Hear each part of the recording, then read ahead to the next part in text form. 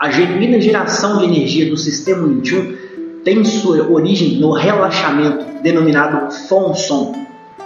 Saudações, eu sou Henrique Tolomelli, líder da família Kung Fu by Vidin, e hoje vamos analisar como um estado de relaxamento pode contribuir para uma melhor exploração do processo de aprendizado.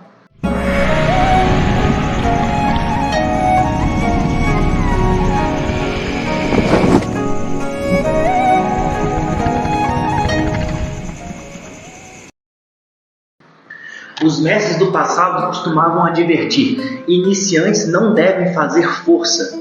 Choho Mo Yun Lek. Isso porque as pessoas, ao iniciar a prática do sistema Wing Chun, ao usar força indevidamente, irá inibir a geração genuína de energia.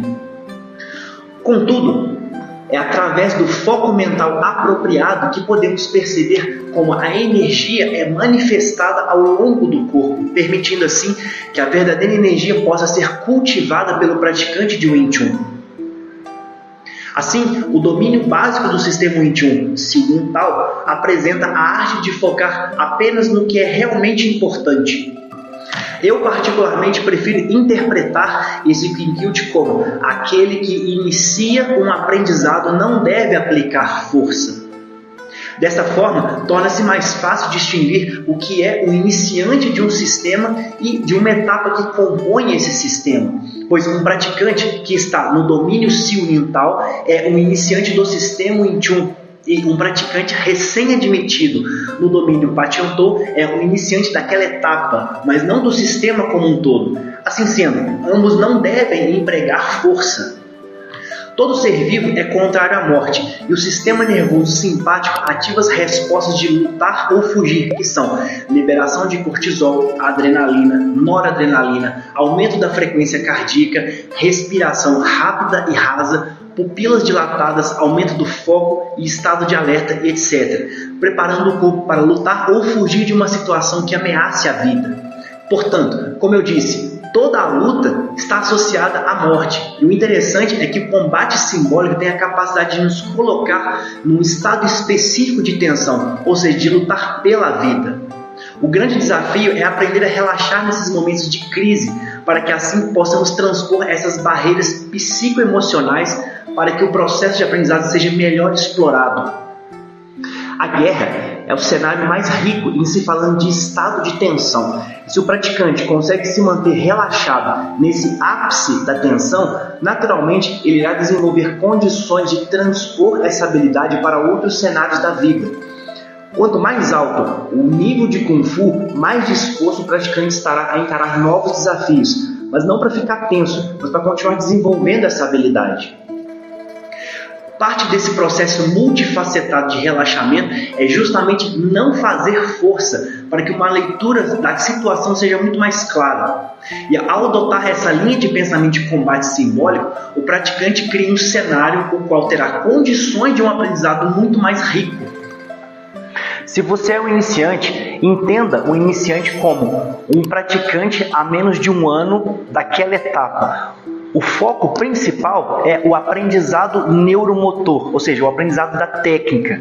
Então, podemos trazer aqui para uma abordagem prática no Sabal a perspectiva da justa medida. Então, eu vou ajustar a minha manifestação de força ao praticar o soco, para que eu não gaste energia demais e eu torne mais seguro a prática neste aparelho. Ou seja, se eu usar energia demais, eu posso machucar o meu punho, eu posso machucar a minha articulação, eu posso ferir a superfície da pele, tá? Então, ao invés de eu fazer com muita expressão, com muita força, 10 socos, eu poderia regular essa expressão energética para que eu possa fazer 50 socos, 100 socos. Portanto, dentro da compreensão do aprendizado neuromotor, quanto mais repetição, melhor. Ou seja, para que uma técnica alcance a sua plenitude, seria necessário, em linhas gerais, a somatória de 10 horas daquela técnica. Portanto, quando eu for socar, veja o tempo que eu gasto para fazer um soco. Então seriam necessários somar esse pequeno tempo e obter aproximadamente 10 horas de prática, isso para cada técnica. Na prática, com o Mukenjong, o boneco de madeira, existe um dispositivo de checagem, que é a manifestação do som. Então, quando há uma força excessiva, o som é mais prolongado. Perceba, o som mais prolongado. E agora, um som mais curto. Perceba, som mais prolongado. Um som mais curto.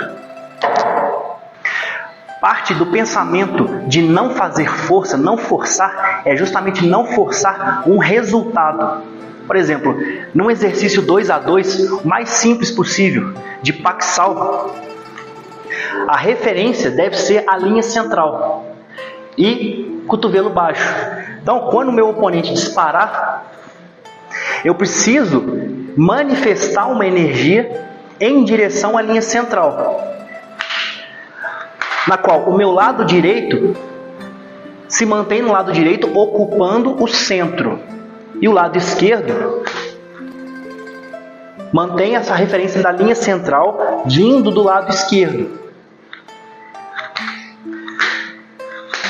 Se eu quiser forçar demais, aplicar uma força inadequada, e o meu oponente identificar isso, basta ele tirar o braço. Por quê? Porque eu forcei a passagem, o resultado, por cima da linha central. Se ele tirar a mão aqui agora, a minha mão se mantém na linha central, a referência se mantém. Então,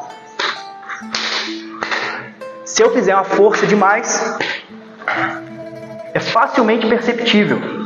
Então, se em algum momento ele me parar de socar e eu me estiver devidamente relaxado, não forçando demais,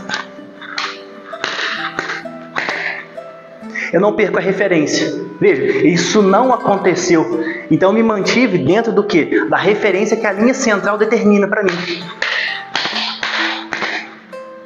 Certo?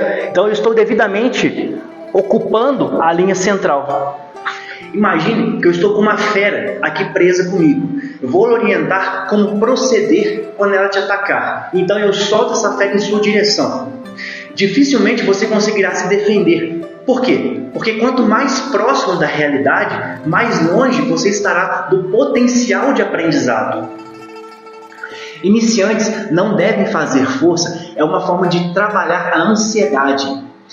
Isso implica em ser tolerante e muitas vezes ter paciência com o outro significa ter paciência consigo mesmo.